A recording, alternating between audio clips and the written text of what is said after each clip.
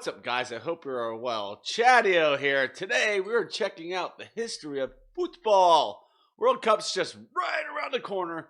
Finally, to Qatar, Qatar, however you pronounce it. We're playing soccer there, but World Cup starts soon. I figured, you know what? Let's get a little history lesson in about football. Football, or soccer as the game is called in some parts of the world, has Yeah, the parts of the world that are stupid. a long history. Football, in its current form, arose in England in the middle of 19th century. But alternative versions of the game existed much earlier and are a part of the football history.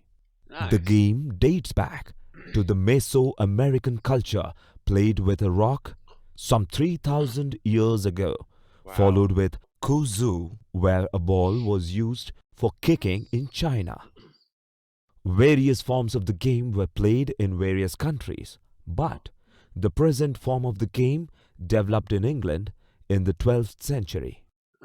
In this century, games that resembled football were played on meadows and roads in England. Besides from kicks, the game involved also punches of the ball Oh. with the fist. This early form of football was also much rougher and more violent than the modern way of playing. An important feature of the Nice. forerunners to football was that the games involved plenty of people and took place over large areas in towns. An equivalent was played in Florence from the 16th century, where it was called calcio. The rampage of these games would cause damage to the town and even death. These would be among Wow. the reasons for the proclamations against the game that finally was forbidden for several centuries. It took, however, long time until the features of today's football had been taken into practice. For a long time, there was no clear distinction between football and rugby. There were also many variations concerning the size of the ball,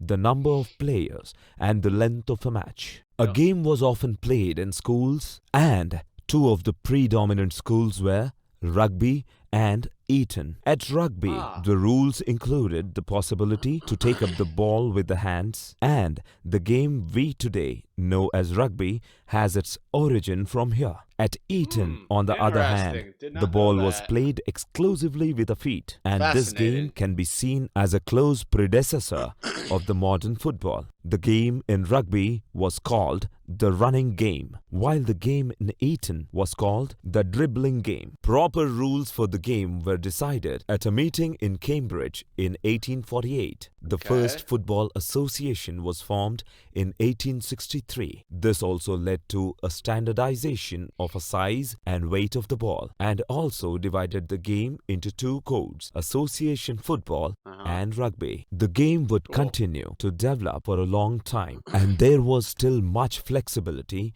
concerning the rules. For one thing, the number of players on the pitch could vary. Neither was uniform used to distinguish the appearance of the teams. It was also common with players wearing caps. The header was yet to be a part of the game. Another important difference at this stage could be noticed between English and Scottish teams. Whereas the English teams preferred to run forward with the ball in a more rugby fashion, the Scottish chose to pass the ball between their players. It could be the Scottish approach that soon became predominant. The sport was at first an entertainment for the British working class. Unprecedented number of spectators, up to 30,000, could be seen in some of the matches in the late 19th century. The game was soon expanded by British people that travelled to other parts of the world, especially in South America Yep. and India. The interest in football became big. Football clubs have existed since the 15th century, but unorganized Wow. and without official status. It is therefore hard to decide when the first football club started. Some historians It's kind of like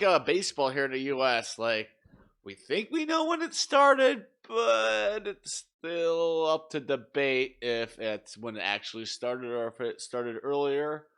It's very interesting, just like this.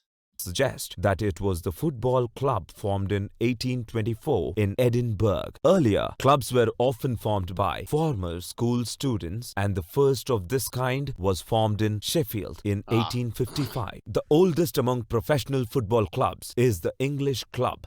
Notts County was formed in 1862 and still exists today. An important step for the emergence of teams was the industrialization that led to larger groups of people meeting at places such as factories, pubs, and churches. In bigger cities, football teams were established and the new railroads could bring them to other cities. In the beginning, football was dominant by public school teams, but later, teams consisting of workers made up the majority of those. Another change was successively taking place when some clubs became willing to pay the best players to join their team. This was the start of professional football. Slowly, tickets for the games were sold. Initially, the game was restricted to England, but over a period of time, it moved to other countries too.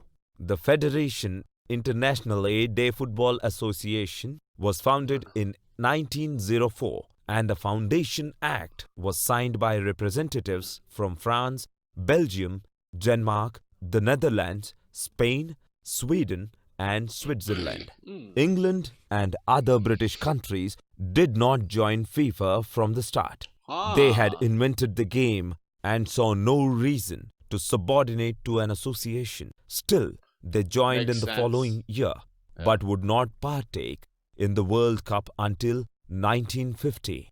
Domestic leagues took root early, and very soon they started thriving. Initially, there were no black players, but soon they too joined. Football became a part of the Olympics, and also the FIFA World Cup had its origin. These have created great enthusiasm in the spectators. The Americans had their own version of football, and hence they have a distinction between football and soccer.